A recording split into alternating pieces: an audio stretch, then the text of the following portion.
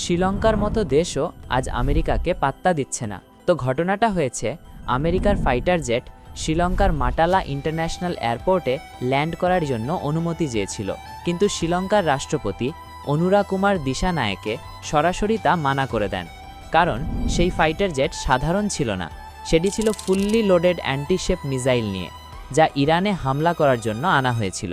শ্রীলঙ্কাও জানে এখন যদি তারা আমেরিকাকে সাহায্য করে তাহলে ইরানের সাথে সরাসরি শত্রুতা তৈরি হবে, আর শ্রীলঙ্কা চায় না অন্যান্য দেশের মতো তাদের দেশেও বোমা পড়ুক। তাই তারা ঠিক করেই নিয়েছে যে এই দুই দেশের যুদ্ধের মধ্যে তারা নিউট্রাল সম্পর্ক বজায় রাখবে, আর মানবতার খাতিরে যদি কারোর দরকার হয় তাহলে তারা সাহায্য করতে পারে।